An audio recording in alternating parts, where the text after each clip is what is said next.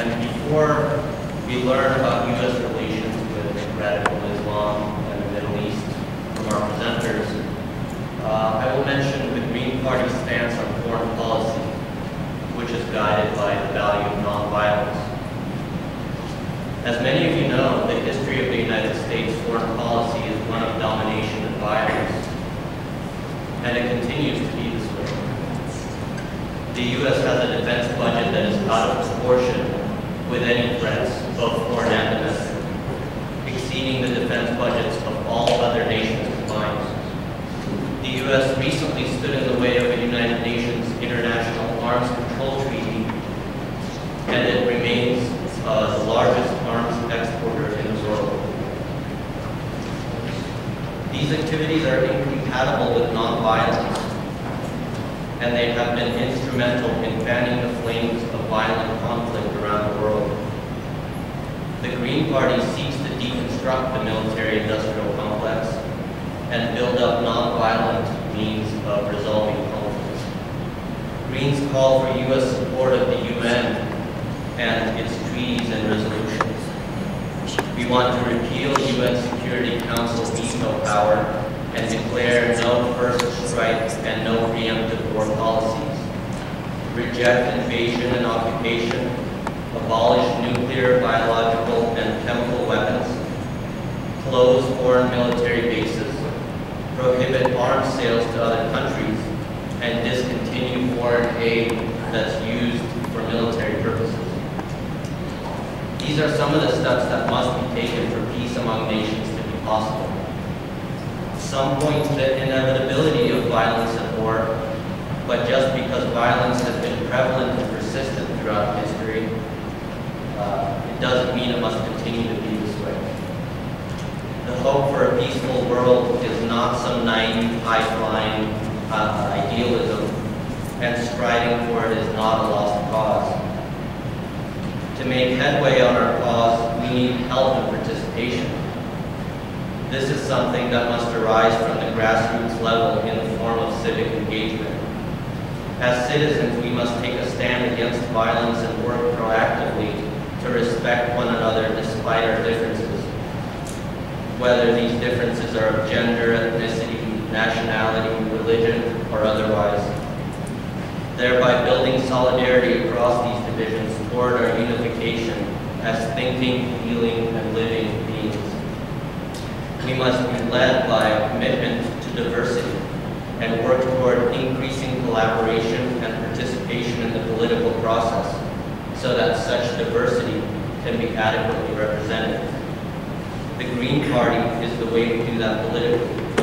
We must replace the acceptability of war that has been taken up by the two ruling political parties in the United States.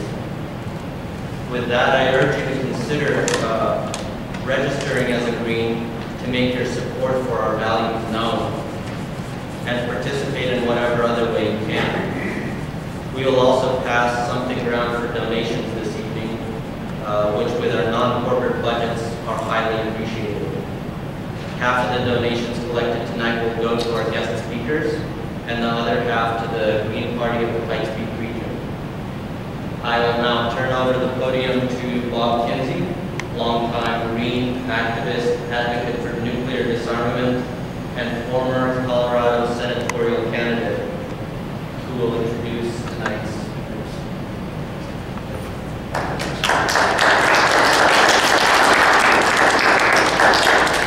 And who, surprisingly, got over 4,000 votes in El Paso County last time he ran, which I appreciate. I'm sure that there's some people here who had a chance to vote for me, and glad for it.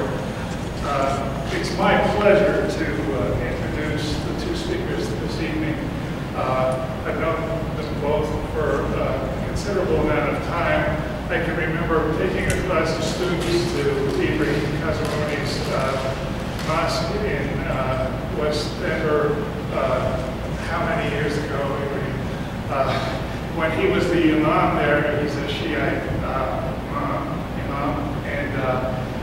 and learning that he had spent some time in Saddam's prisons, and learning that he knew a lot about theology, including my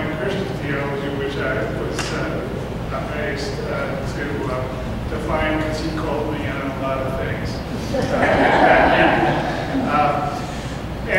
He's been in the Denver area working on issues about the Middle East and was the head of the Abrahamic initiative that was located out of Denver to try and bring understanding between the three monotheistic faiths of Abraham. He's now an adjunct at the University of Denver and working to complete his doctorate in international relations there. Rob Prince I've known because every place I go and I'm working on progressive issues, Rob's there and supporting whatever actions that we're taking. Rob has been a professor of anthropology at the Aurora campus, and then the DU, right, as a lecturer in international relations. He's the sort of lead teacher for the undergraduate degree in international relations at DU. Rob's was in the Peace Corps in Tunisia, and he was back there recently. And I would just finish this introduction by saying I believe the two people that are going to speak to us tonight know more about the Middle East, more about the issues of war and peace in the Middle East than Dick Cheney and all the neoconservatives in Project for a New American Century who got us so tragically involved in destructive ways in the Middle East over the last 15 to 20 years. And I think you'll really appreciate what they have to say to us this evening. Now, you can try your things.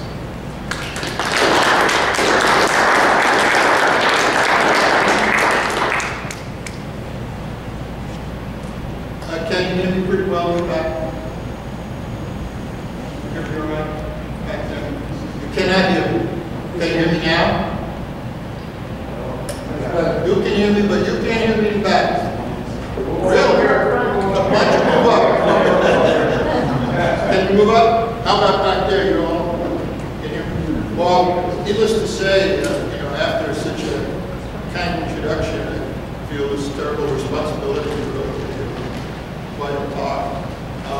Let me tell you how we're going to organize our remarks.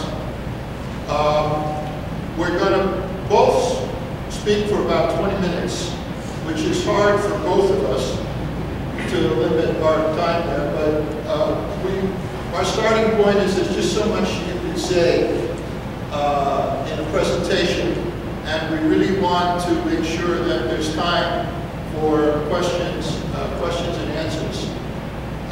So I'm going to start off, and then Ibrahim will pick up. A couple of kind of just general things. Oftentimes, Ibrahim and I have been giving talks like this now, I think for 5 years, maybe more. And sometimes we're referred to as the quirky imam and the self-hating Jew. And I want to make a couple of points here, since I keep hearing about it. There's nothing quirky about Ibrahim Kazarouni, all right? And as you will see, his knowledge, not only about Islam, but other things, is quite profound. And I've never hated myself or Judaism. My whole life, I consider what I do, what I stand for, a big part of what has motivated me is my Jewish heritage. And I'm glad to say that today that I'm not alone the way I was for many decades. And there are many, many other young Jewish people who are coming out and dealing with, I guess, what for Jewish folk is a difficult issue. You know, we all have a difficult issue, don't we? All right. So for Jewish people, a difficult issue is Israel and Palestine. All right. So we'll all deal with it. We'll all learn how to deal with it. All right. So having said that, I want to also just pass out a little advertisement for an event we're having in Denver. I understand, and you can just circulate, that you won't be coming, most of you. It's a concert that's being sponsored by a new formation which is called the Colorado Coalition Against Attacking Iran. We have a base in Boulder and a committee in Denver. The discussion in the committee, or in the coalition, is that maybe the title is wrong and that we should change it to the Colorado Coalition Against Attacking Anyone. There's that might happen, and I say this because it's not many places I go where I hear an introductory talk and I can identify with the politics of the sponsoring organization as I can with the remarks that Misha made, fully and completely. And that I'm hoping that this movement is going to grow, and grow considerably. I also wanted to remark that, some of us were talking beforehand, the Green Party in Colorado Springs just got a real nice sound to it. Living far away in that other land called Denver, when I think of Colorado Springs, there's the marriage of militarism and Christian fundamentalism, that kind of toxic combination. Of course, there's been Bill Salzman and Bill Derlin, and people doing God's work and good work here to try and keep them honest, which is a great chore. And so the notion that there's a Green Party here just does my heart well, and I hope that you grow. We have a very specific topic, and that topic is the U.S. connection with Islamic fundamentalism. And one might say, for starters, well, what does that have to do with the Green Party and with the political positions that you put out on peace, that Misha put out on peace? And actually, the connection is there. It's not artificial or phony. It's not complicated either. If you are working for the environment, if you are working for realistic alternative energy sources, if you're working against global warming, you're working for Middle East peace. And you're working for Middle East peace concretely and in a very, very positive way. Because the more our country can get off its addiction to oil, which is really the centerpiece, as all of you are aware, of U.S. policy in the Middle East, the more it's going to be possible to change that policy. So I feel real comfortable talking to this audience about this subject, and the connection is there. All right. Well, U.S. fundamentalism and U.S. foreign policy. It just sounds like such a funny topic, Think about it here. Here we are in the United States, a country where the cutting edge, if you like, there's two modern cutting edges of racism in America today. One is a more kind of generic anti-immigrant hysteria that you're aware of. And the other is, as it's sometimes referred to as Islamophobia, hatred of Islam. And so here at home, we know that we're all trying to deal with that. Well, many of us are trying to deal with that. And of course, there's many problems with even the way it's projected, and I consider a lot of those problems related in a generic way to religious fundamentalism in general. And let us, for starters, make the distinction between Islam and Islamic fundamentalism on the one hand, between Christianity and Christian fundamentalism, between Judaism and Jewish fundamentalism. And the danger, of course, is to say that Islamic fundamentalism is the face of Islam. And beforehand, just in a brief discussion with the good doctor here, we were talking, and he was talking about one of his friends who his comment, which one hears informally frequently, a friend made is, oh, you know, you can't trust those Muslims, i.e. the generic condemnation, which we're all aware of how that works.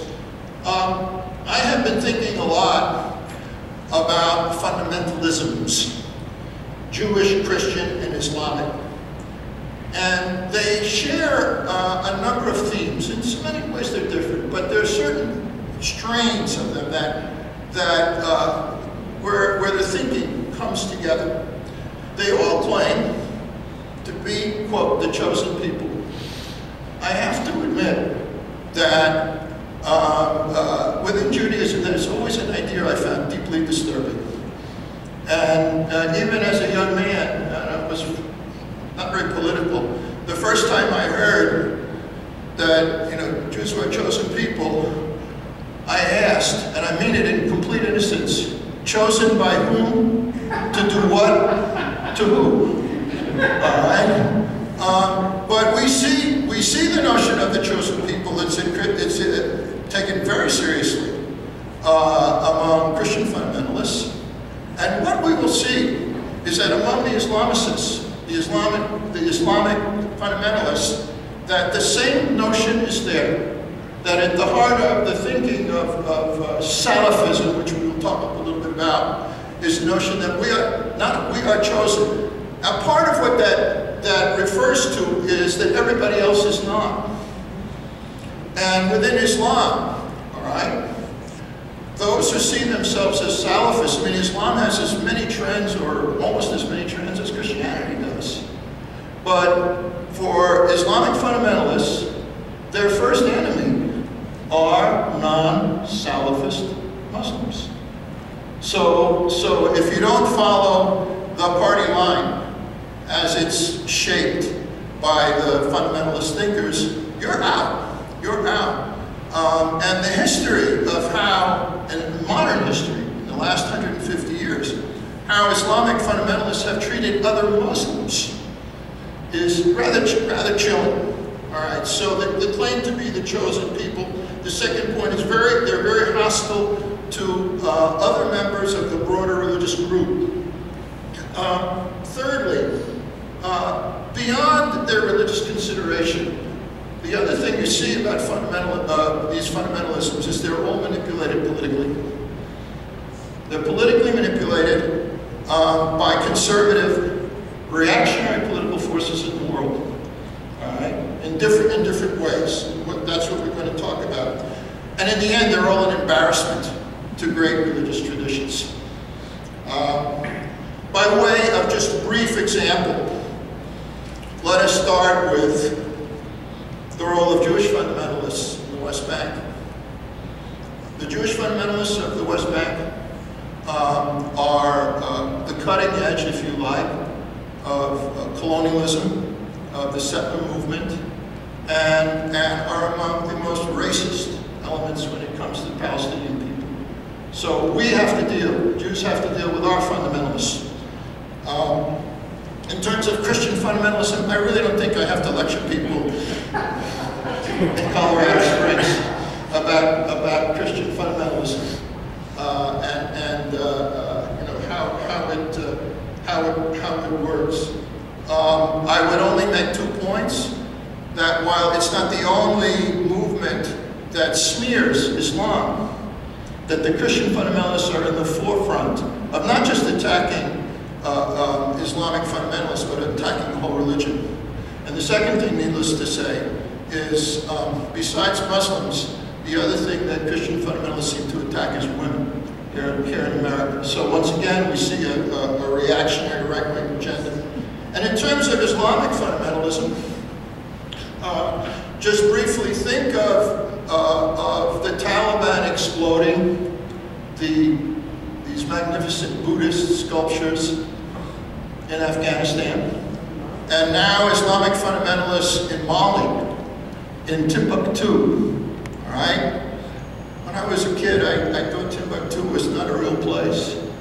Not only is it a real place, but it's a place where in 12 or 1300s had one of the biggest libraries in the world and was one of the centers of Islamic Sufi thought. But the Sufis, kind of Islamic mystics, they're looked upon by the Salafists as being outside the pale, so to speak, and they have destroyed invaluable historical, cultural documents when they went into Timbuktu. So we can see all of this. We can see these trends. Okay. This is by way of kind of an introduction. So on the one hand, here in the United States, we're looking. We hear this kind of fear about Muslims and confusing Islamic fundamentalism with Islam. But abroad, the strange, and I would say long-term connection. The United States has supported and allied itself with Islamic fundamentalism for the last 80 years. There's nothing new about it. I'm just going to give you a couple of examples. I'm going to talk a little bit about how it works in the Arab Spring, and then I'm going to turn it over to Ibrahim, and he's going to concentrate on what's going on in Syria at this current moment. All right, so let us look back, and this again is a cursory examination, but just to give you a feeling for how these things work. In the 19th century, when Britain was moving into the Middle East for a whole variety of reasons, which we can talk about if you want later, at that time, Islam in the Middle East was very, very varied. There were liberal trends, particularly, interestingly enough, in Mecca, but also in Lebanon, Syria, elsewhere. And there was a fundamentalist trend. It was small, it was insignificant in 1890, 1900. And for strategic reasons that had nothing to do with religion, Britain allied itself with what today is called the Saudi royal family, which is the most fundamentalist. This is pre-oil, by the way. Oil would enter into it later. Basically, the British saw in this alliance that the Saudi at that point, really all it was a tribe, clan, could fulfill British interests in the region, and Britain really didn't particularly care about what the Saudis were going to do religiously. What happened between 1900 and 1940 was Saudi Arabia, with British arms and British military tactical support, was able to impose itself on what today is Saudi Arabia. In so doing, we don't know the number of people that were slaughtered. The estimates that I've seen is between 75 and 100,000, with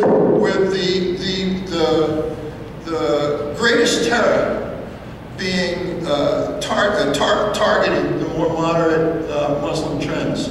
So the Saudi form of religious fundamentalism, which is referred to as Wahhabism, was imposed by the sword, and the first victims are moderate Muslims. That relationship continues when, in 1945, the then king of Saudi Arabia, along with 200 goats, 40 or 50 wives,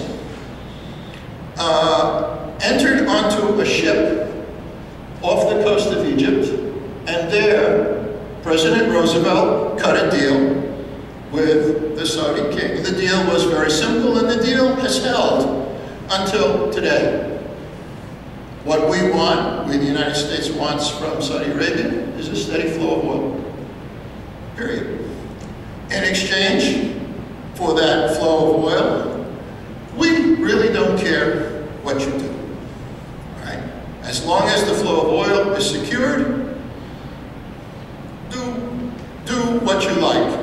And the United States didn't really have much, they didn't really know much about Islam, and they certainly didn't know much about Wahhabism.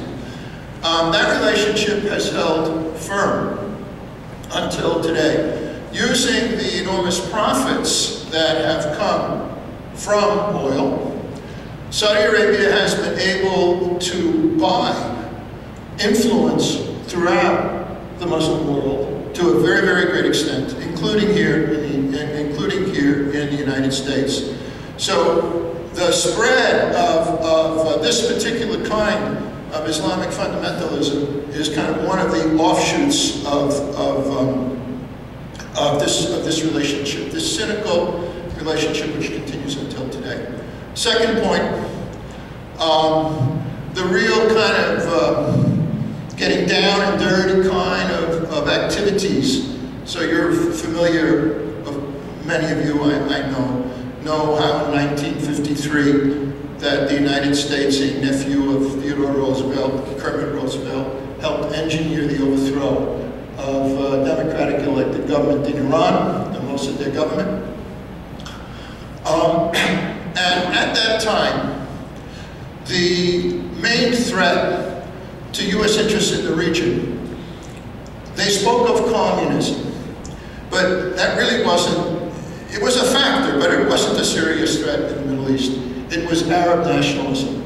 The fear of Arab nationalism comes back to oil again. And i.e. that if a nationalist government comes to power, be it in an Arab country or in Iran, that it would use the oil resources as it so fit, and the oil profits as it so fit. All right. The nationalist movement in the 50s and 60s, the movement that centered around Nasser and of Egypt. What we can say about these movements were they weren't particularly democratic. They weren't. But in terms of giving Egyptians a more equal share of the pie, land reform, improved wages, both in the public and private sector, your classic, if you like, social democratic type benefits. Nasser represented, in an era where colonialism was just ending in the region, a real hope for people. And so it was this Arab nationalism that was seen as a threat. And whether the country was an oil-producing country or not. All right, so here's where it gets tricky. So for example, people say, well, what's the strategic interest in the United States opposing, for example, the Palestinians? They don't have any oil. All right, but the Middle East is a region where political movements move very quickly from a country that doesn't produce oil to one that does. And so the U.S. approach to that was that Arab nationalism, wherever it was going to raise its face, had to be opposed. It was mostly opposed through dirty tricks and CIA type stuff, and, things we call regime change today, but really means overthrowing governments that we don't like, and we've been doing that for a long time. All right, how was it, what was the lever that the United States used to limit the strength and the power of Arab nationalism? They funded Islamic movements. They funded and they supported Islamic movements. This was done particularly in Egypt, but it was done really throughout the region. I give you one example that perhaps some of you know, but generally not known. There was a CIA operative who left Iraq with bags of money, who tried to overthrow an early nationalist regime in Iraq, and his name was Saddam Hussein. All right. Yes, one of those strange histories. In any case, this was the lever that was used. The notion was that Islamic radicalism could be channeled and could be controlled. Right? That it could be used to weaken the the progressive movements that were emerging in the country, but the idea that these movements would somehow come into their own and then free themselves of American control, this was something that was not foreseen by U.S. policy analysts. Now, of course, the biggest example of this use of Islamic fundamentalism was in Afghanistan. And here, there's a real interesting story, and I'll finish up with this and turn it over to Ibrahim. I had the good fortune to spend 5 years in Finland in the 1980s. And part of what I was doing was meeting with a lot of American journalists who wanted to go to Afghanistan. All right? And I had contacts, believe it or not, with the U.S. Embassy, and we would go into the U.S. Embassy, and we would be told by the press attaché of the U.S. Embassy, who is it that you have to see when you go to find out what's really going on in Afghanistan? Our man, Osama bin Laden. All right? Our man, Osama bin Laden. And he was. That's not an unfair portrayal in those days. So what happens to Osama bin Laden and the Egyptian Islamicists, many of these other Salafists? There's a term for it, and the term is blowback. And what that term means is a social movement that was, I don't know if the word controlled is accurate, but somewhere along those lines, is shaped by it moves out of U.S. control and begins to have its own life. So what we're seeing here is what we're seeing now in the Arab Spring. We're seeing a new flourishing of these Islamic groups. The place that I know the best, and I follow it rather closely, is the little North African country of Tunisia, where I have spent time and where I recently visited again. And here, there really wasn't much of a Salafist or an Islamic fundamentalist tradition at all. It's foreign to the country. After the exit, after Ben Ali, the dictator, is kicked out, all of a sudden we see this movement emerges seemingly out of nowhere. Now, there's a little bit of a local element of it, but mostly it's a movement, from what we can tell, funded by Saudi and Qatari money. And where Saudi and Qatari money go, Saudi policy in the Middle East cannot be separated from U.S. policy. Saudi Arabia is a strategic ally. The role of these new fundamentalists is basically to put a brake on the Arab Spring. The Arab Spring was not about Islam. The Arab Spring was about ending repression, ending corruption. It was about high levels of unemployment, low wage rates. It was not an anti-Islamic movement. People participated in it, whether they were religious or not. In all these countries now, we see this kind of turn, they say the Arab Spring has turned to winter. Well, let's just consider this round one. All right, I want to stop here, and I have a feeling I went beyond my 20 minutes, but not too bad, and turn it over to Ibrahim and to continue.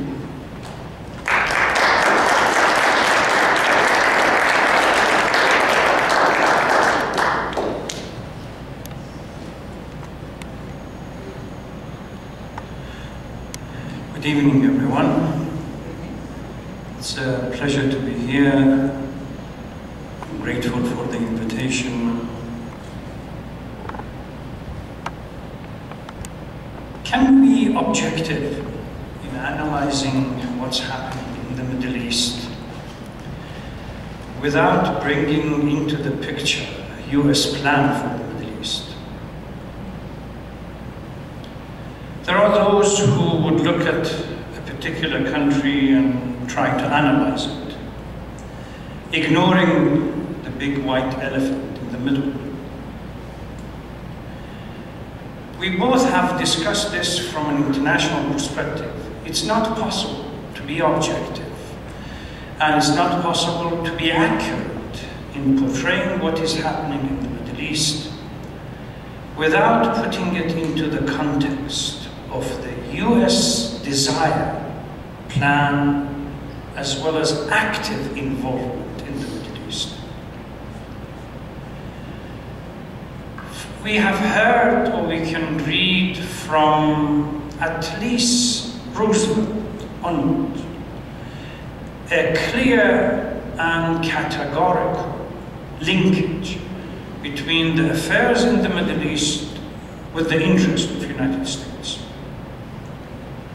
Something that the US is not prepared to negotiate or to let go. Various, whether it's Carter's policy or Clinton's policy or first George Bush's policy, etc., etc., clearly links Middle East to American foreign policy and American interest. It's considered to be its backyard. Rob mentioned Arab Spring.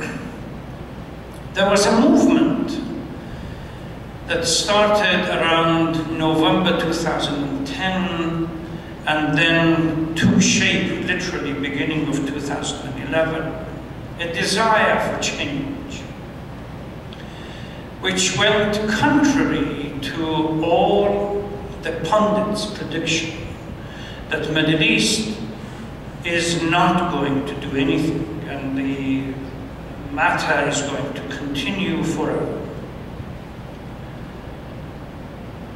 US has what I call a macro plan and a micro plan.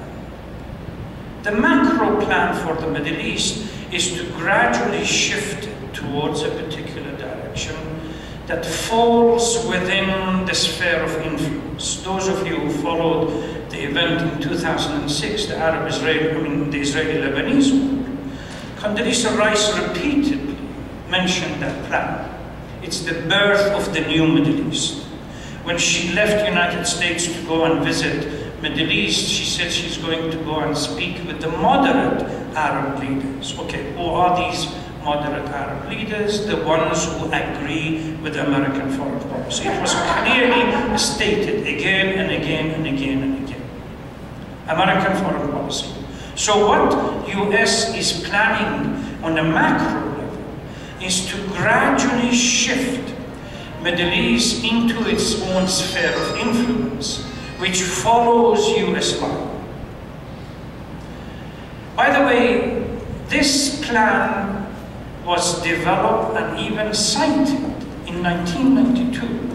If you go on YouTube, go to Wesley Clark's interview or presentation, he himself admits that in 1992, he was told by no other than Wolfowitz, which at that time was working in the Department of State, that US, in the post-fall of the Soviet Union, there is a plan that US intends to regime change to change the regime of all the countries that in one way or the other were associated with the Soviet Union and bring them back into our own sphere. So the concept of regime change is not a new concept. This was stated there in 2002 when he goes to CIA, and again he's being told, this is during the Bush administration, that there is a plan for regime change. In 2005, that plan is being put actively into operation through various clandestine, covert operations. Number one, the way they did it was training of what we call subversives to work inside a particular country. Particularly, they identified 5 or 6 countries, one of them was Syria. So they trained them and provide them with weapons and so on. When Rob said Arab Spring part of the plan is that there is not a single plan that US has vis-a-vis Arab Spring. There are two plans. Depends on whether the country is friendly or unfriendly. If the country is friendly, like Egypt, as Rob said, containment is the primary objective. You do everything possible that the consequence of the uprising is nothing beyond window dressing, a superficial, what we call in the narrative of international relations, procedural democracy. They go to poll, they vote, and that's it. Nothing more, nothing less. What happens, the deals done behind the curtains, under the table, with the military or those who come to power. When you analyze this, this is exact copy that took place in Egypt. Despite the election, despite having a new president, Mohamed Morsi, despite everything else, the economic situation is the same. The same old elite that were in charge under Mubarak were still in charge. There is nothing as limiting the military power that became the instrument of the corrupt and autocratic regime under Mubarak, still in charge. They are the one that called the shot. So, apart from election, the country has no constitution. Election takes place, the framework for president is not clearly defined. The old rules still apply. The old judges can declare the parliament to be illegal despite the election. And that's it. The parliament has to close down. So this is the containment part. But there is a sinister second approach, is to initiate a revolt, to initiate an uprising in countries where the leadership is not considered to be friendly to US interests. Syria falls within this category. So we begin to see in the case of Syria, we both did some research on, and we called the articles that we both wrote together, Syria and the US and the Salvador option. The major players that became active in Syria after, on the one hand, we see US trying to contain the uprising in Egypt, the uprising in Yemen, the uprising in Bahrain, where it allows Saudi Arabia to send a battalion to Bahrain literally to crush the uprising and bribing other countries to stop it. It actively goes in and supports the uprising in Syria. Based on the 2005 covert operation that by then there are subversive elements that have been trained in Syria and kept in Syria. Most of them were trained in Iraq. During whose reign?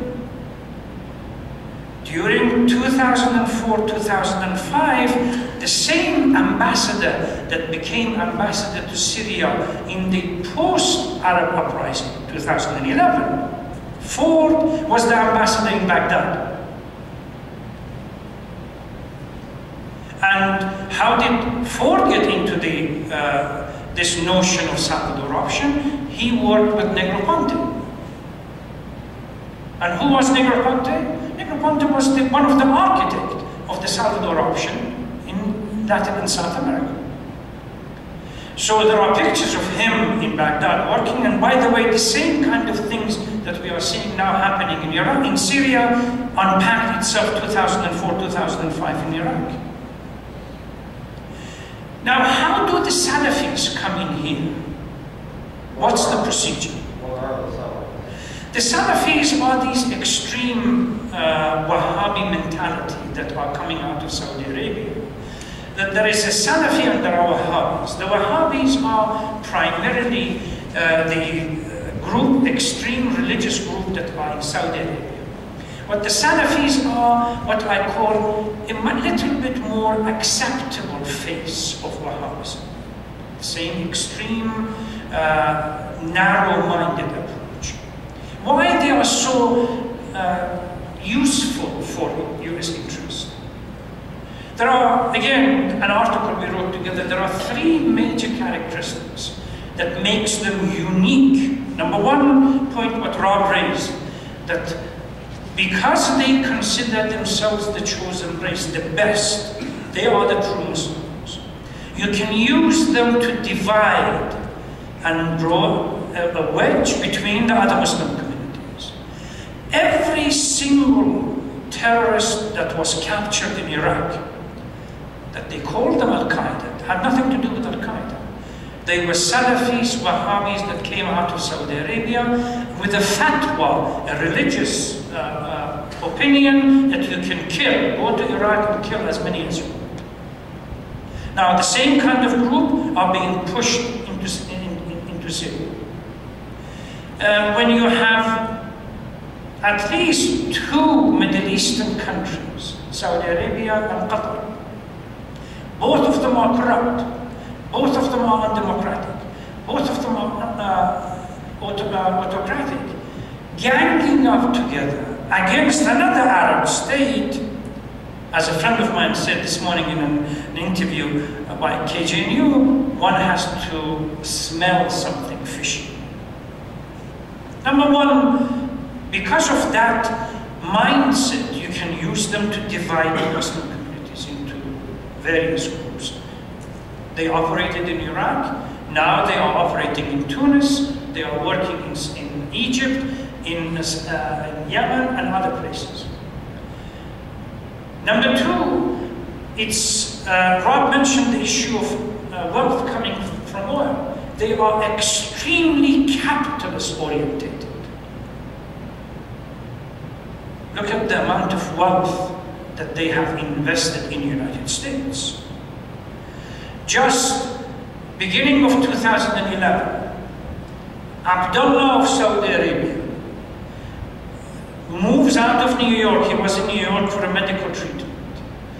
On the plane back home, calls his cabinet to inject $45 billion into the economy immediately. To stop, it literally was bribing of the Arab uprising or the Arab Spring in Saudi Arabia. By the end of that period of bribing, that money injection was $125 billion. They have access to a huge amount of money. And while he was injecting $125 billion into Saudi Arabian economy, he bought from United States $125 billion of armament. Huge amount of money. Just go for James' military monthly publication and calculate between 1973 and now how much money Saudi Arabia alone has spent. So number one, it's that religious close-mindedness that they are the best, the chosen best. Number two, they work as a capitalist. Number three, which is critical in the US-Middle East relationship, is that they don't care about the Palestinian-Israeli issue, which you can use them without string attached, literally. They care less about Palestinian-Israeli issue, which is critical in the plan that US has for the Middle East. So what do we have happening in Syria? For those who untrained eyes that have access only to US media, primarily is an autocratic regime that is committing human rights violation. Human rights violation has to be condemned, whether it's coming from the regime or anybody else. But that's not the full picture. Who's paying for what we call these subversive elements? A couple of months ago, the Syrians captured a group of people in Halab. Among them British, 20 French, and few Americans. The French made a deal with the Syrian government that they would keep it hush-hush and nobody would talk about it, and these people would be somehow released. These are the covert operation that we are sending individuals to guide them. By the way, if you go to, again, YouTube and check Ford, the ambassador, he clearly admits that we are sending our special team, we have sent our special team into Syria to guide the resistance. To guide the resistance. So what we have in Syria are literally 3 different groups. The government and their supporters. What I call the true opposition, which has nothing to do with what the West classifies as opposition. And what I call the terrorists. These are individuals that are being paid, mercenaries, by outsiders to go in and simply destabilize the regime. During his time, and then money comes in, huge amount of money being sent by Saudi Arabia and Qatar. Couple of ships were captured by the Lebanese near port of Trablus in northern Lebanon, coming out of Libya, destined for Syria. When they opened the containers, it happened to be Qatari weapons. Where do they get their weapons? From the United States. Again, Ford said the same thing. That we don't send them weapons, but our friends do. Who are their friends? I mean our puppets. Saudi Arabia and Qatar. So what we have in Syria is the old plan that, designed in 1992, began to unpack itself in 2005, had to be put on a back burner because of the Lebanese-Israeli issue, brought out again in 2008, 2009, particularly in the light of Arab uprising, initiating revolt, and unpacks itself into what the mess that we have today. US does not want a peaceful solution in Syria. It wants a regime change in the same manner that it happened in Libya, because this is a beginning. Target is Iran. The military industries, big game is Iran. Remember, a few months ago, one of the congressmen said, get Syria and you get Iran and Hezbollah for free. That's at the moment considered to be the weakest point. What we need to do, going back to the presentation that we had by the first speaker, it's the military industry that is driving what is happening here now. Just, you don't believe me, go back to what Bush did and the promises that Obama made and how quickly changed 180 degrees. During his reign, what I call the reign of terror, on a number of occasions, Obama has been worse than Bush. When United States went to war with Iraq, or occupation of Iraq, US had close to 3,000, some people say 5,000 drones. Sorry, 300 to 500 drones. During the reign of Obama, it has grown to nearly 12,000. Look at the number of laws that are being passed for assassination, killing, etc., etc. So, don't build hope that, well, somebody else will come and will change the system. This is the old debate that Greek philosophers used to deal with. A society would change top down or bottom up. If you look at Aristotle and Plato, they believe bring a philosopher and put him as a king, society would change. The philosopher, king, the top. Others came and said, no, it has to become organic. Others say, no, you need both. You need a fundamental change in American foreign policy to get what we want, rejecting all the war, spending all the money inside rather than outside. 870, that's optimistic estimate of military bases in other countries. This needs to focus and target those who are driving us into what we call, Vidal Gore said, perpetual war for perpetual peace. Perpetual war, that constantly we have to come out from one war in another. Rob has a friend, I know him, Ernesto, he's a Latino that has been active in the peace movement from the 1960s, late 1960s. And he said something.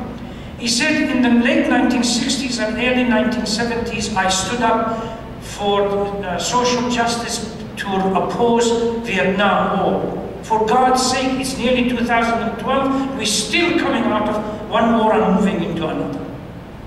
When this is going to stop?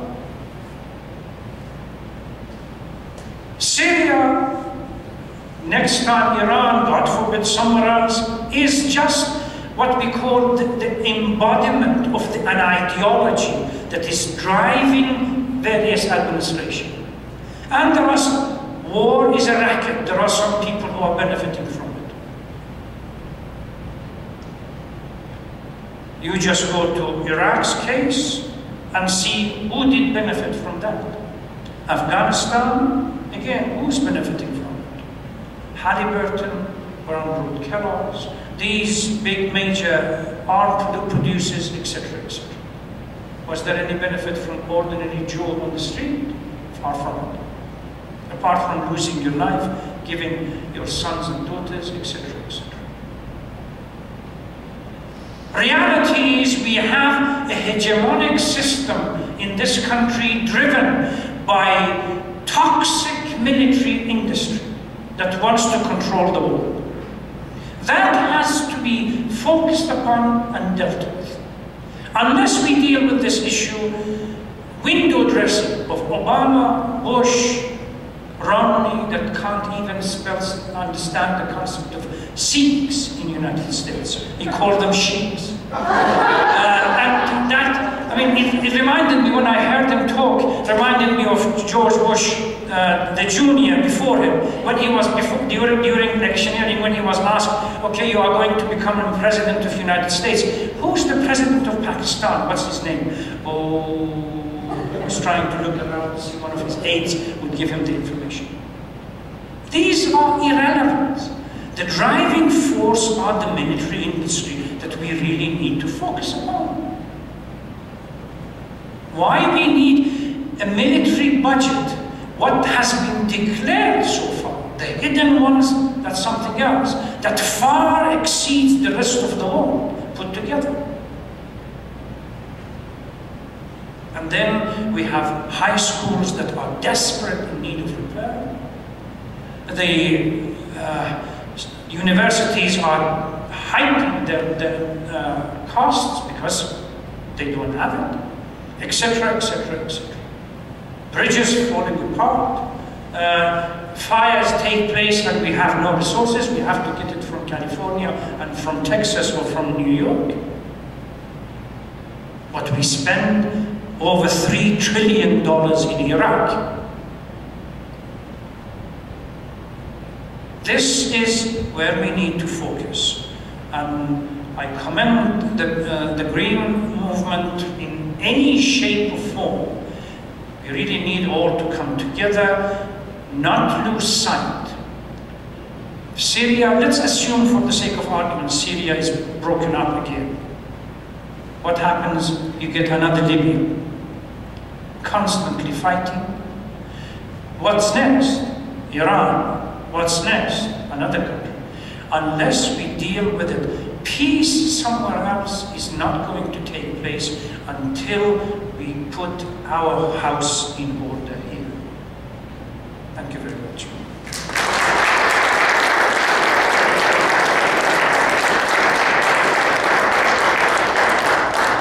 Before questions, I want to address Joe's question. Maybe we didn't clarify seriously enough, what is Salafism?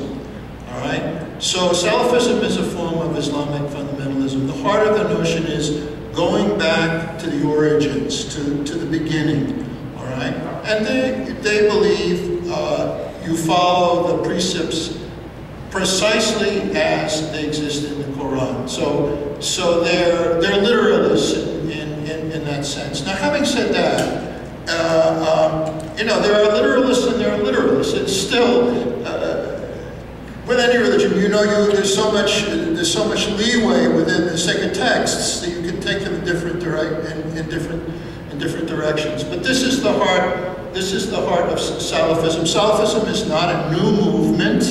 I think it began in the 15th or 16th century. Is that correct? Close, not bad. All right, so we're talking about an old movement. Wahhabism is a form, refers to the kind of Islamic fundamentalism that exists in Saudi Arabia, and that emerges in the 1700s. So they're close. They're closely linked. So that's the first point. Second point, which should have been the major point I made in bidding. The relationship between Islamic fundamentalism and the United States is this. The United States, in the end, whatever the rhetoric is about women's rights and equality, is essentially, as long as, number one, the government and the power permits you know, IMF, World Bank type entry into the economy, i.e., they accept that form not just of capitalism, but this kind of cowboy capitalism, if you like, that's penetrating these regions. All right, that's one part of it. They all support that. So it's weird. Here they are, you know, these few like cultural conservatives, but when it comes to neoliberal capitalism, they're for it. And the second point is that they, in one way or another, support U.S. strategic interests in the Middle East. So they're not going to interfere, or they're going to participate in U.S. strategic interests. And so that's what hasn't changed, all right? So here we have, you know, the example that I like to use for, like, it's really actually wonderful to see young candidates for the Green Party. I really wish you the best. If it meant anything to have an endorsement from Denver, we would both endorse you. I don't think it means that much.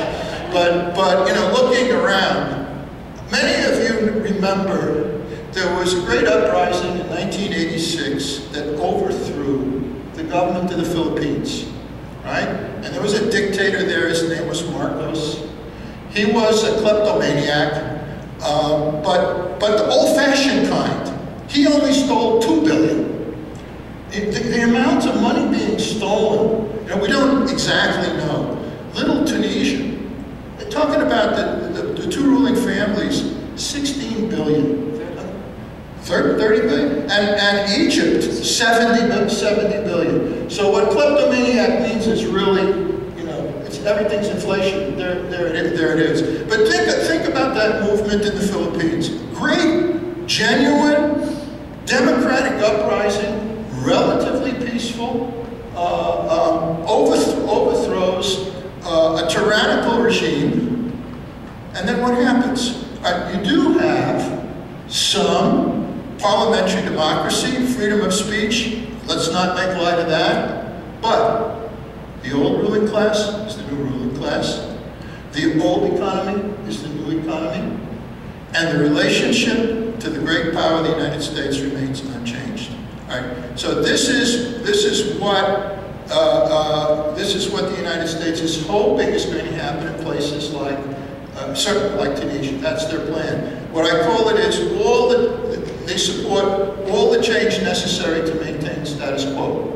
All right. And it's tricky business. It's tricky business. And so far, you know, like when it all started a year and a half ago, it was really outside of U.S. control. And you had this wonderful, you know, profoundly rich democratic upsurge that where the voice literally of the people of our world spoke. And what did they say? What did they say they wanted? They wanted democracy.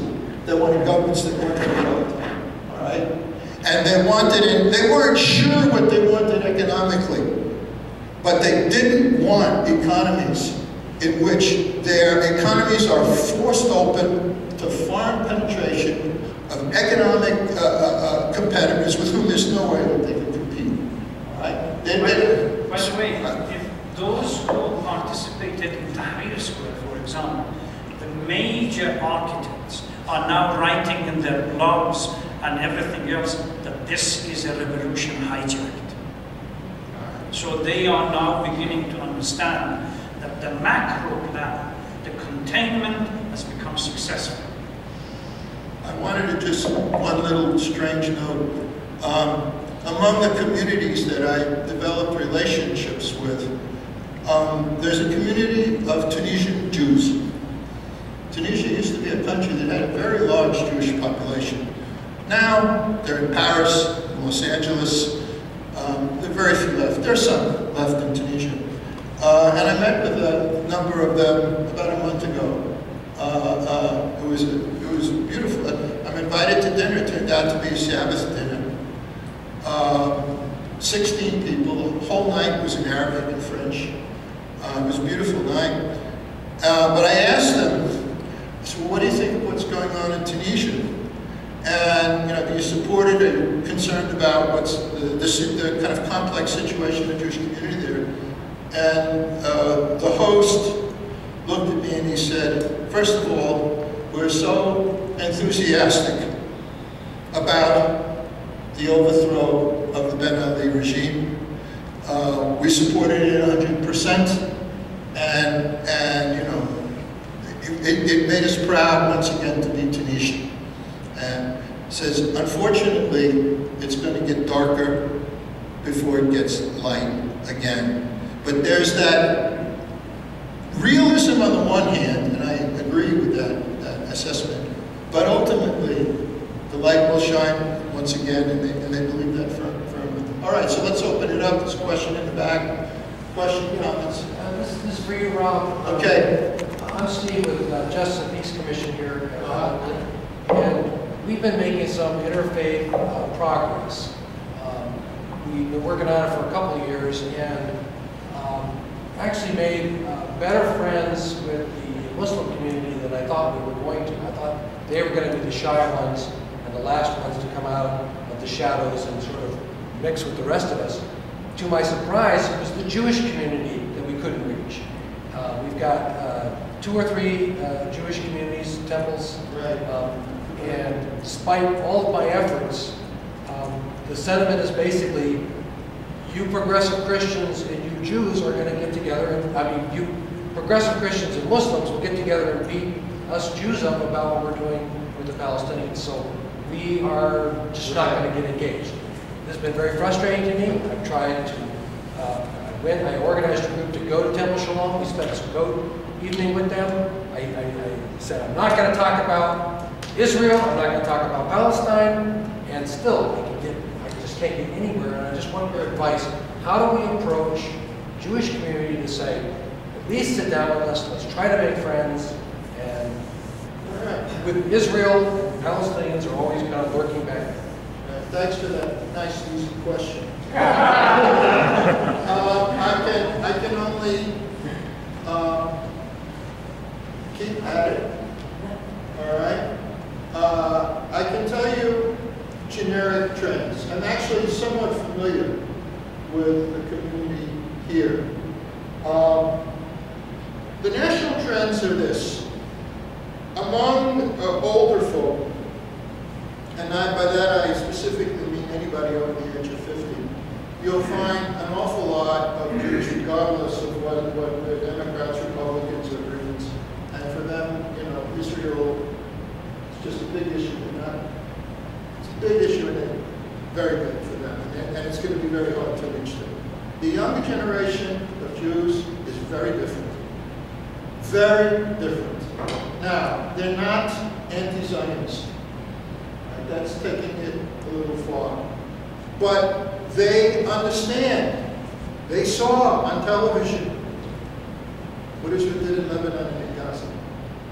And there was no way that that could be justified in their mind that Jewish values of social justice and things like that.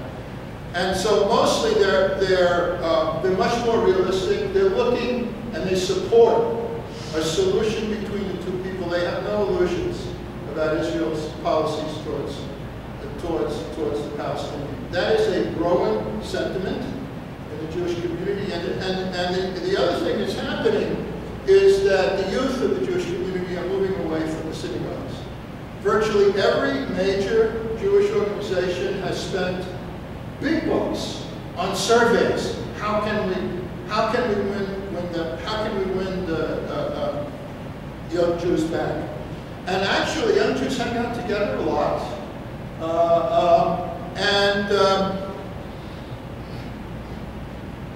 There's this growing split. It happens to me every year, every quarter at the university. You know, I don't teach very much about the Middle East. I teach about North Africa, but I have one course where I teach history of the Middle East. But anyhow, students come up to me, and usually at the end of the course, some kid, Michael, sorry, and very tense, I've got to talk to you. Okay, as if I don't know what it's about. All right. I said, fine. So we go, we have coffee. I stop lecturing. I don't lecture these young Jewish people. I said, tell me if you had your druthers, what's your solution? What's your solution to the Israeli-Palestinian conflict? If you can implement it.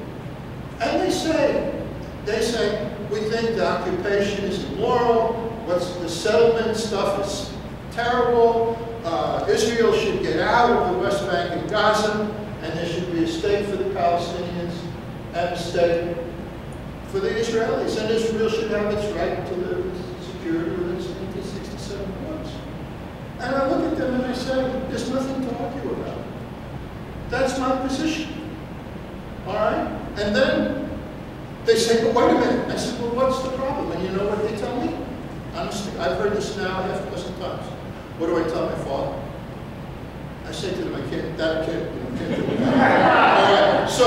So my point here is I know in the more formal institutions, they're very nervous about all this, and I don't think there's a simple answer, but I think you're doing the right thing, and I wish it would come faster. But I know that there are a lot of Jewish people who really appreciate the effort that you're making. It's very important because in the end, of course, we're all in this together, whether you're a Jew or Christian. We're all looking for a solution that's just and fair for everybody. And that sentiment is not just growing among young Jews. I'm convinced that sentiment is the major sentiment here in the United States today. Not in Congress, obviously, or big institutions, but when you talk to people, to just, I was going to say people on the street, but I haven't talked to people on the street. I just find that the atmosphere is changing. When I was the director of Abrahamic Initiative at St. John's Cathedral, we faced the same kind of problem.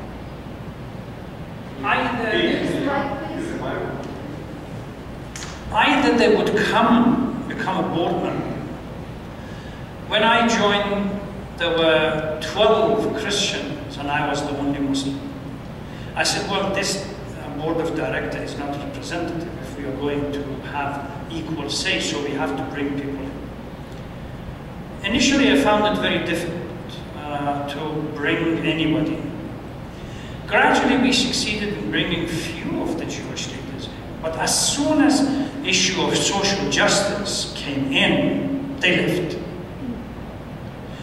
So after consultation and debate, we realized that there must be another way out of this crisis. And the conclusion was that we deal with the Jewish community, be it synagogue or social relief centers, on issue-based, so they will not panic that it is going to be Israeli-Palestinian issue all over again. They have, when it comes to Palestinian-Israeli issue, they live in a cocoon. They are not prepared to break away from it. They are most progressive about any other issue.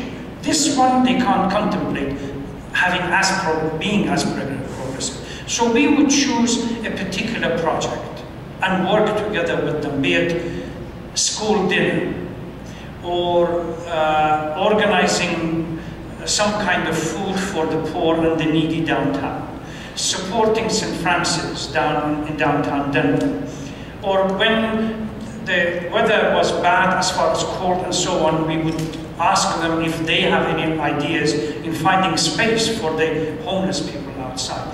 These kind of projects become the icebreakers. And then gradually they come in and work with you. I never forget my first visit to Temple Sinai, when I went there to speak to the Rabbi Zwerin that is now retired. He literally wanted to tear me to pieces.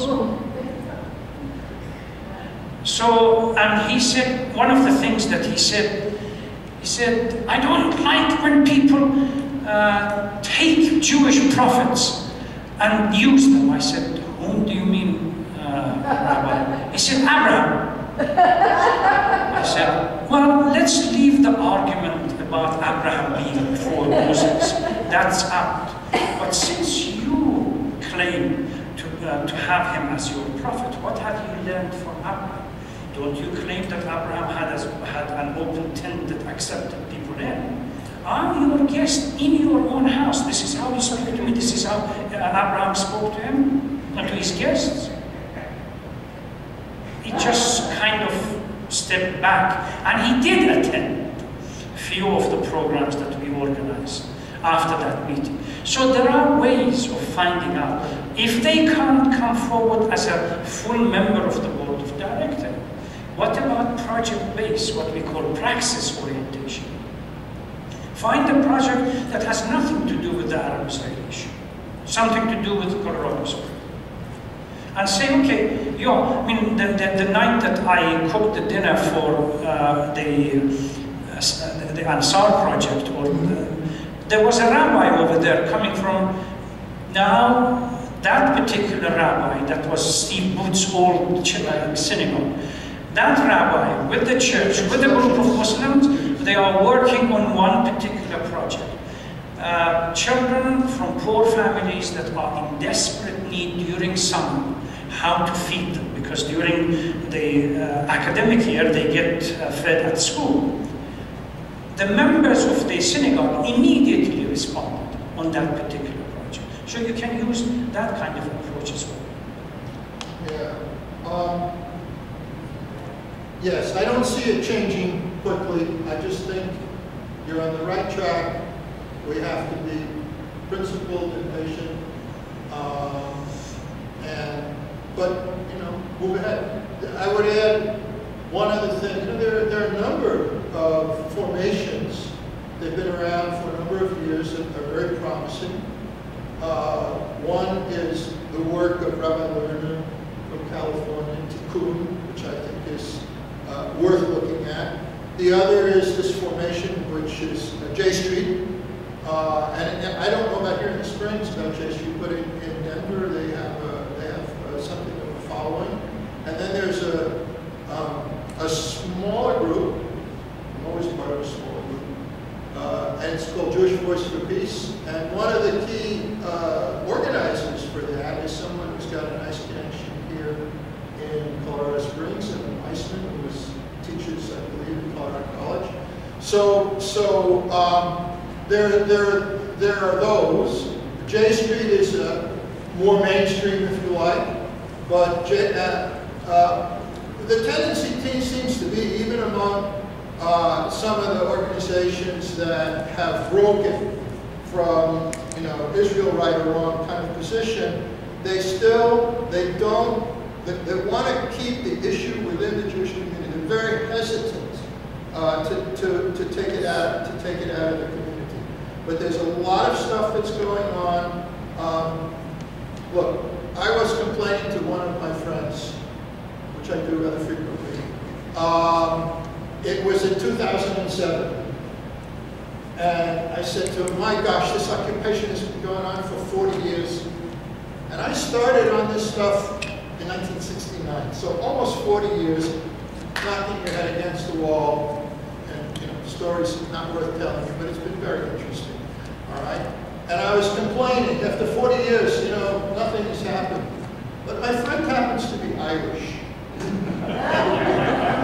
And he looked at me, and he says, well, you're so impatient. And I am impatient. So I guess my bottom line is this.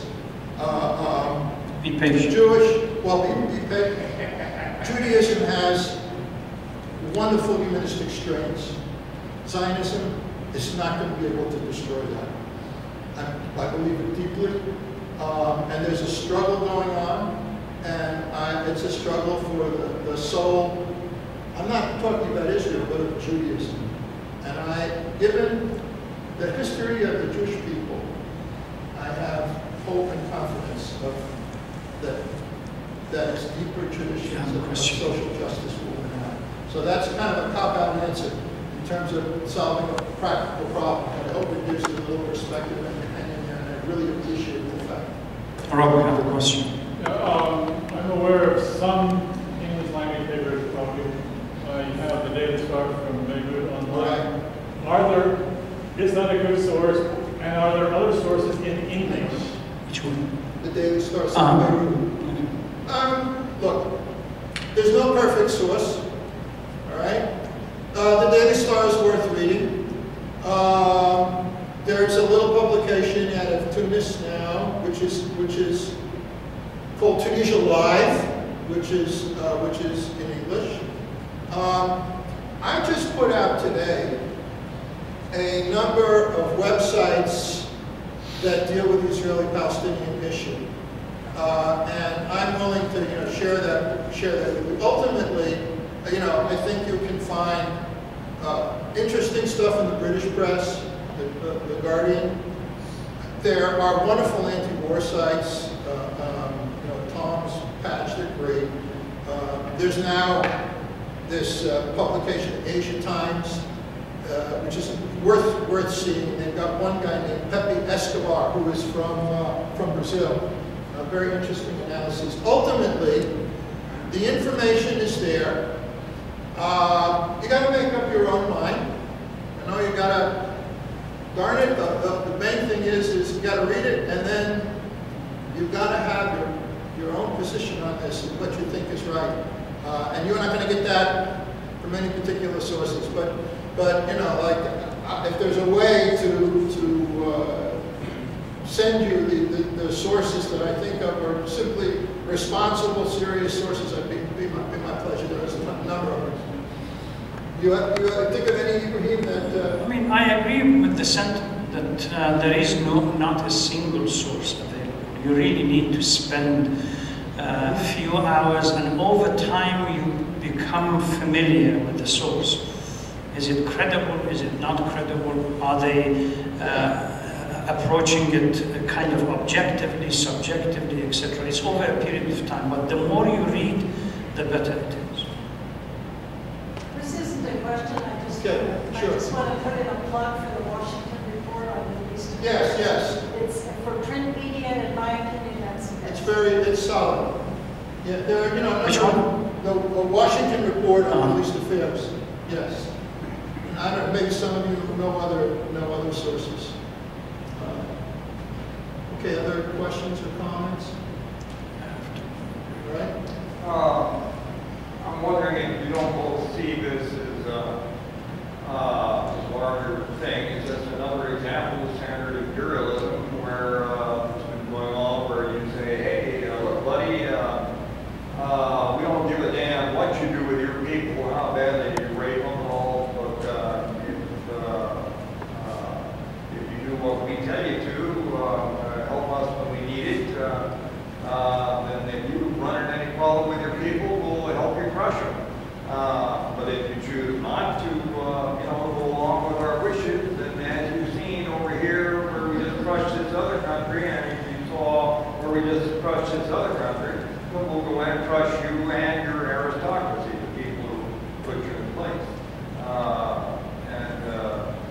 This snowball thing is by crushing a few countries and pointing to them when you give this option to other nations is the standard way that you snowball to world power to, it seems like the U.S. is just using the standard. You see, there are, post-Soviet Union, there are three major schools that dominate international relation theory.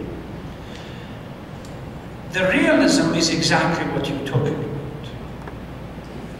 The matter is power. You can do what you like with it. The stronger, the more power, the better chance of survival. There is no ethics, no morality, and nothing. The problem is with this kind of view, which some people trace it to at least 17th century British political thinkers like Hobbes and Locke and Rousseau and others, and some people even go back further to Greek and Greek philosophers.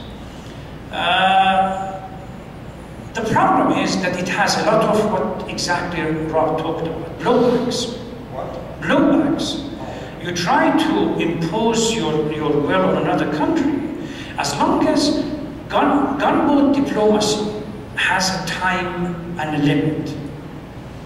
When another person stands up, then what do you have? You have a recipe for disaster. There is no peace.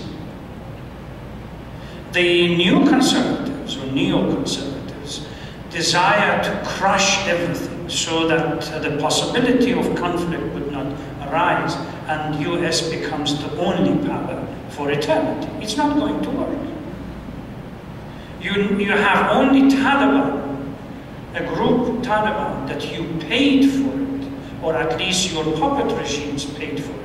Your CIA supervised it, and your agent in Pakistani intelligence actually actively trained them, turning against you. Then what happens?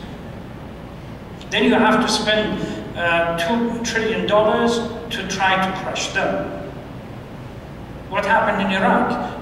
You trained, you supported Saddam, and you did everything possible. He went against you. Then what? Another $3 trillion. When are we going to stop? Obviously, the second opinion is liberalism and constructivism, etc., etc., but they all suffer one way or the other. Humane international relation, a universal international relation, where we agree to respect each other, that's a different approach.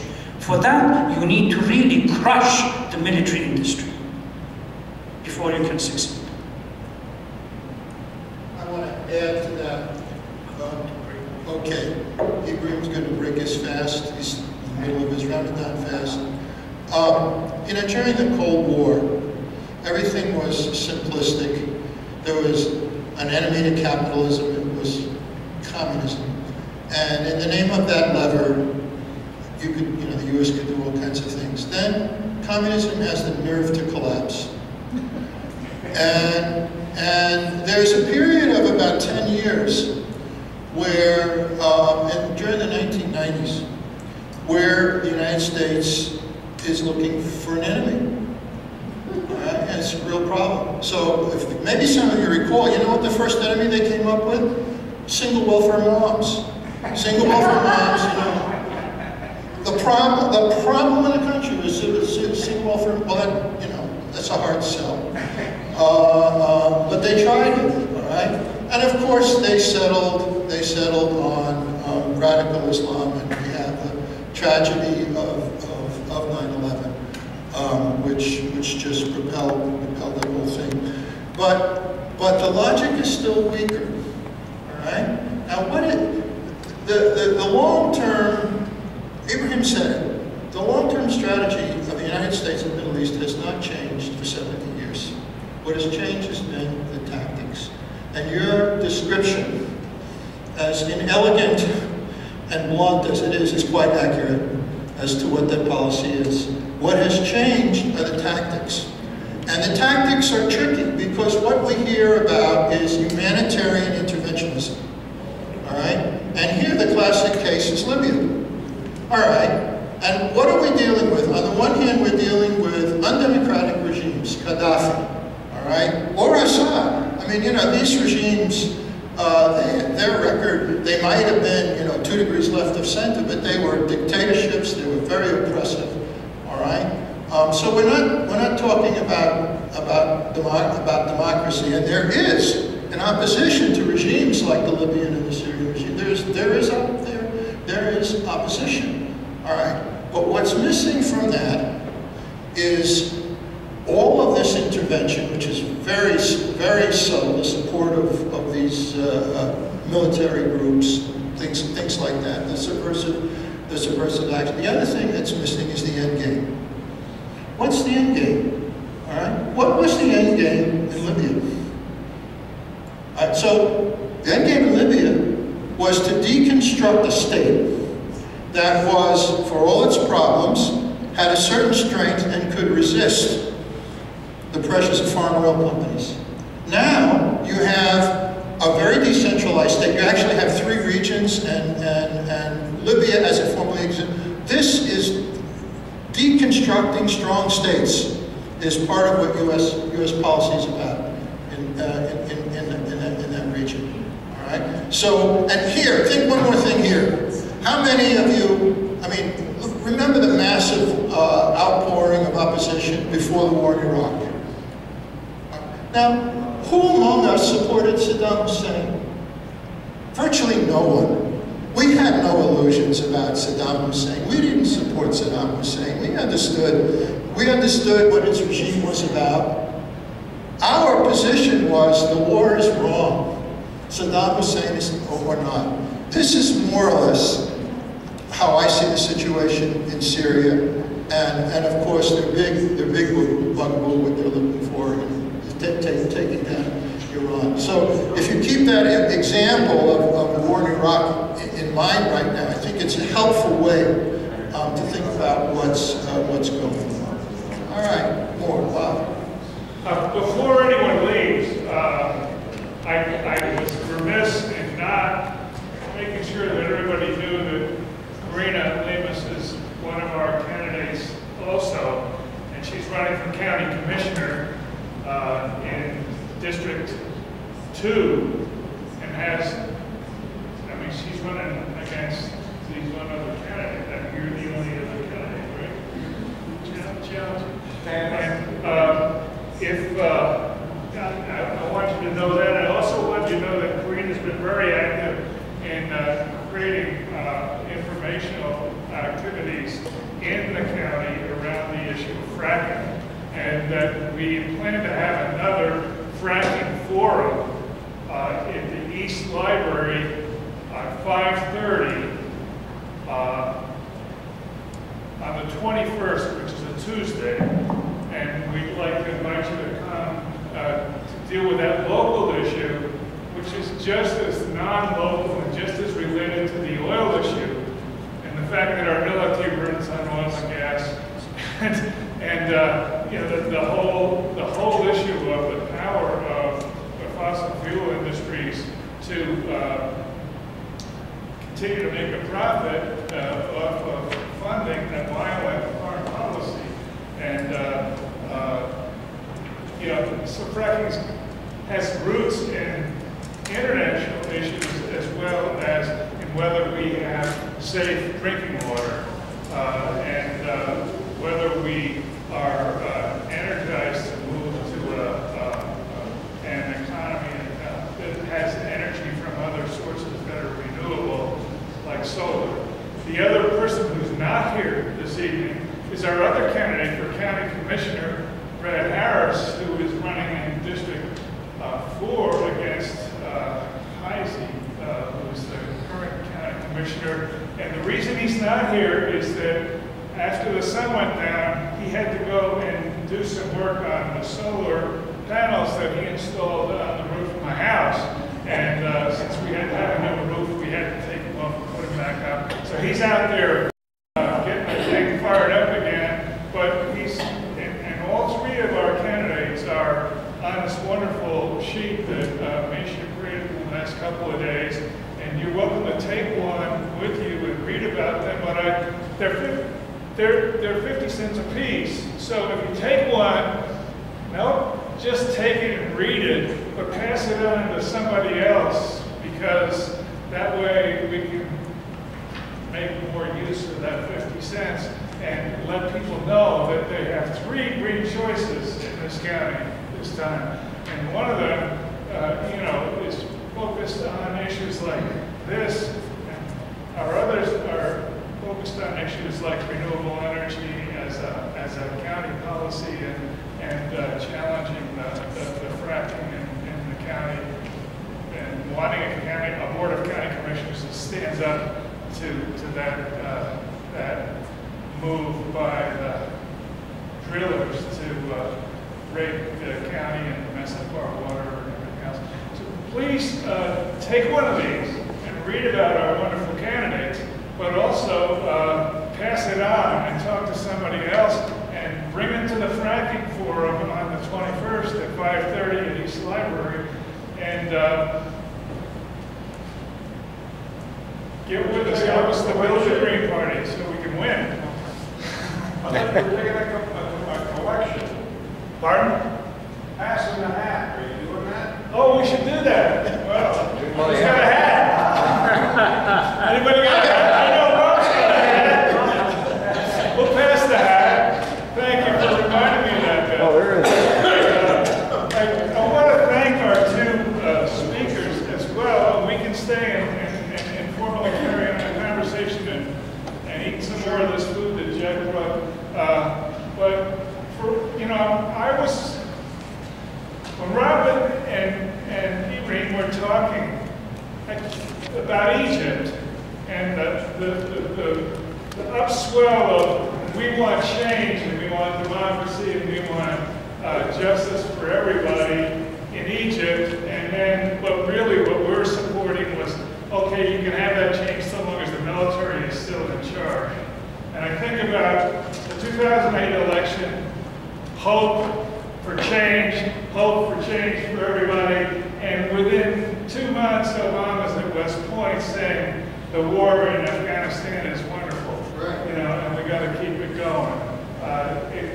Who's in charge of this country? Who sets the policies?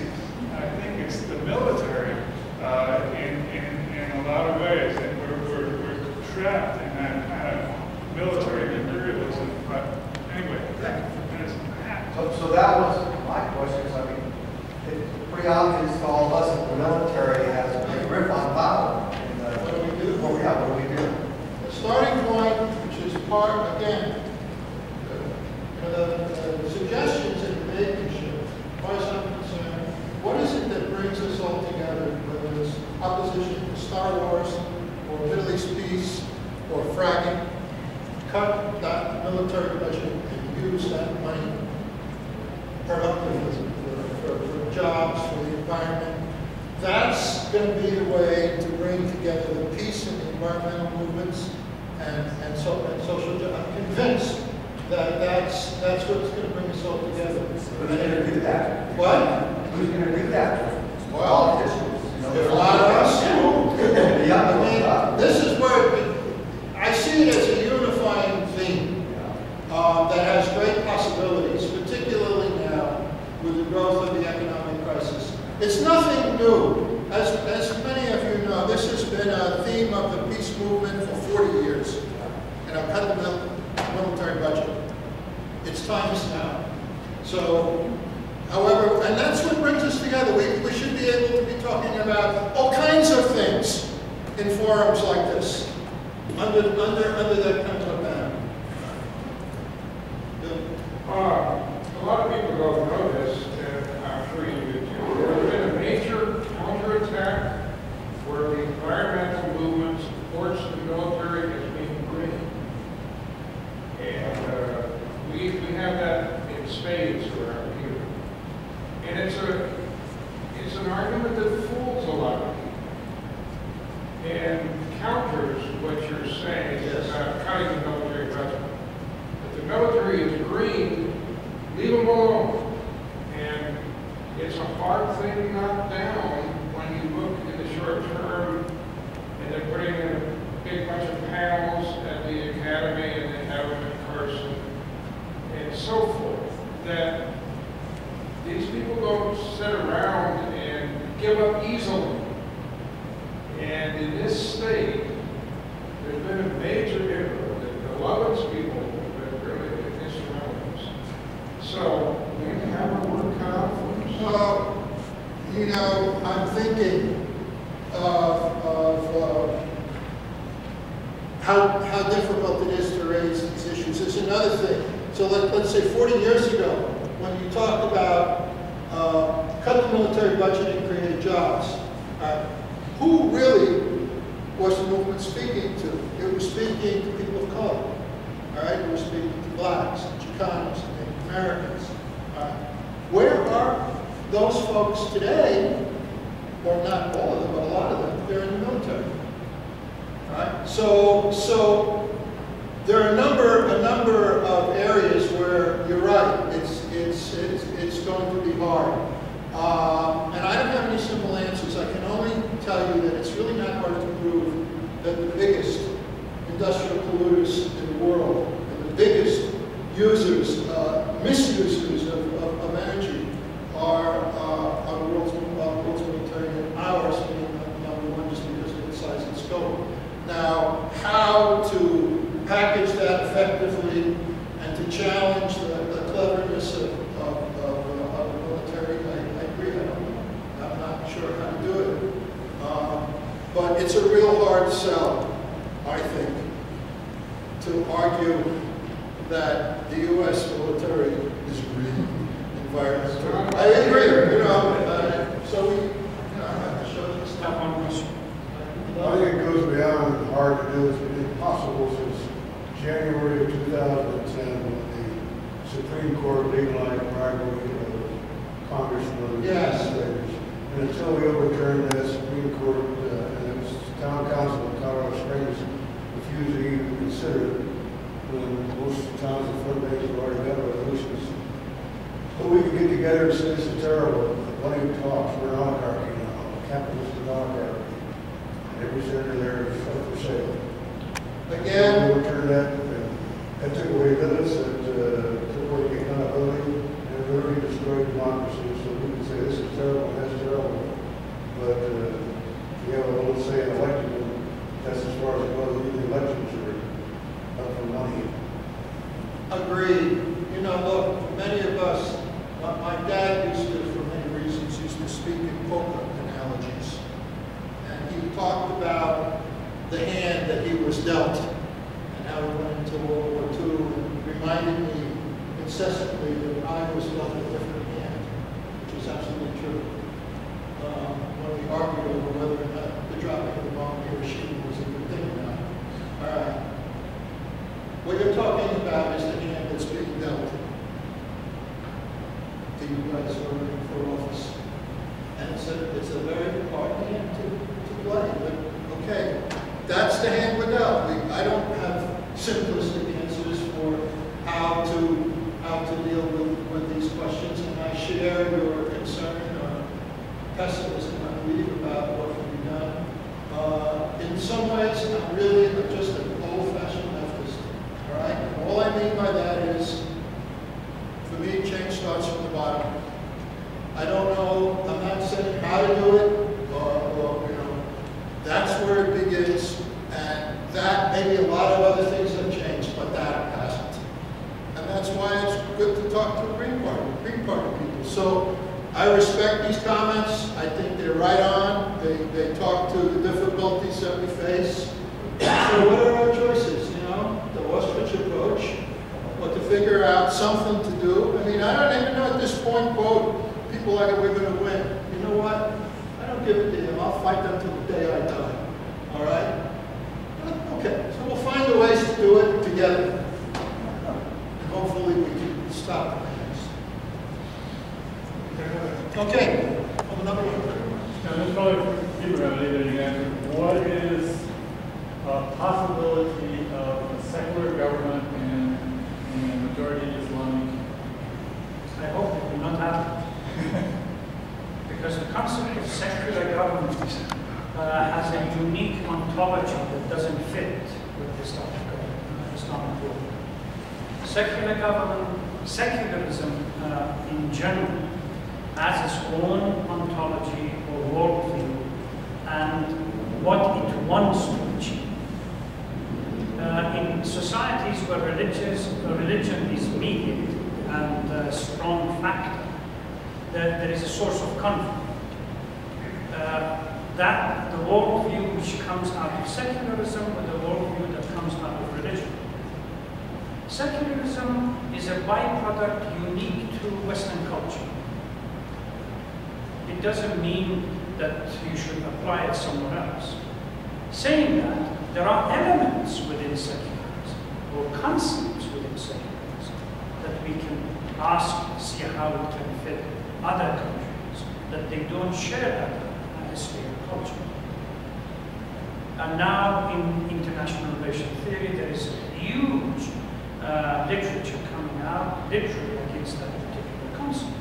That secularism, for a while, the linear interpretation of history from barbarism, savages to barbarism to secularism, that was a unique interpretation of history that other parts of the world don't share. So how do we go about it? Try to impose secularism that is culturally foreign to other people, it leads to conflict. But are there elements within secular mindset that we can share with other people who have faith-oriented? That's a different story, but we don't call it a secular system. And on that point, we disagree. But I would add here something. I just too bad the friends aren't here. This is what we call a dialogue. A real dialogue between a Jew and Muslim. And that's what so many people are afraid of, a genuine dialogue. So like a lot of these groups, okay, we'll talk, but let's not talk about this subject. This subject usually has to do with Palestine, but there's some others too. Well, that's not a dialogue. That's not a dialogue. Follow-up on that would be, how is that at play in Syria and current times? See, when we talk about secularism being applied in Syria, Syria is an autocratic system. It doesn't have even what we call the basic element of procedural democracy. It's a unique system. If you go to the classification that Aristotle has for different government in his work Politics, so you can make a box, nearly 9 different types, what he prefers.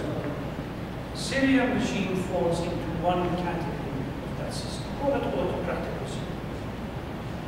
What you need to do is, what I say, elements of that, is for the system to be changed by the Syrians. That for another system that reflects their culture and their understanding, that respects a number of things. One of them, human rights, plurality of opinion, multiplicity of religion, etc., etc., election, these kind of things. The system has to reflect the views of the people. It should be like the original founders of this country, government by the people, for the people, etc. That kind of a system, yes, but ultimately it has to reflect why Iraq failed. Because there was a conscious desire to impose Western-style secularism on culture that had nothing in common with it. Syria, again, will be another failure. Libya is already a failure if we try to impose these kind of things. Democracy that cannot be imposed. In the same manner that in the Western style we have different formats or modality of democracy, the British is different from the United States and from France and somewhere else. We have to allow the Middle East to understand the concept, but ultimately design a system that reflects their way of life and their culture. That we can agree on. But to impose a system that is already being discussed as a failure here by a number of scholars, I don't think it's going to work. I was reading an article on Dispatch, and we're doing the same thing in Africa now. Yes. We did in the Middle East in the last 50 years. We are arming governments that like us. We are arming revolutionaries who would overthrow a government that doesn't like us. And we talked about the future blowback, because it'll all come back to bite us eventually too. You can't be like in Noriega. We armed Noriega to the teeth in Panama, and he started to believe he really was the ruler. And then we had to overthrow him. What's the expression that says the height of insanity is to keep things over and over again, but it has failed, expecting that it will have a different result. I mean, that's the reality. The Middle East is in a mess because of that. Now we're moving to Africa, Far East, South America, etc. We've done it in South America before, but now there's only like a couple of countries left that will do our thing. They're fighting back more effectively. And once again, what we have in Africa is a struggle for what? For oil, gas, uranium, precious metals. That's the heart of the struggle, coded in religious, ethnic, and they're real, but what basically it's competition with China to compete for the resources of Africa. But one of the things we were saying is that we recruit these people in our armies so that we don't have to send Americans. That's true, yes, that's they become like what the British did with the Indian. That's right. We try to use to the degree we can, and keep our casualty levels low because of the experience from Vietnam and what high casualty rates. That's exactly what we're doing. But you just mentioned briefly that we're launching these drones and stuff, but to me, drones are really going to come back to bite us, because one of these days, people are going to be flying drones over the United States, and they will be assassinated. Like next year. If the United States, for some reason, Barack Obama feels that he has the right to kill anybody, anywhere, at any time, for any reason. Well, what would we say if Ahmed Jindagan said, well, I just talked to my Supreme Court, and they said, I have the right to kill anybody, anywhere, at any time. It's going to happen. when it comes to foreign policy, whatever differences there might be between Democrats and Republicans basically disappear. It's a bipartisan foreign policy, and I agree with your comments on where it's headed. And therefore, I hope the meeting grows and we won't get elected to office. And thank you for inviting us. It's a real pleasure to be here.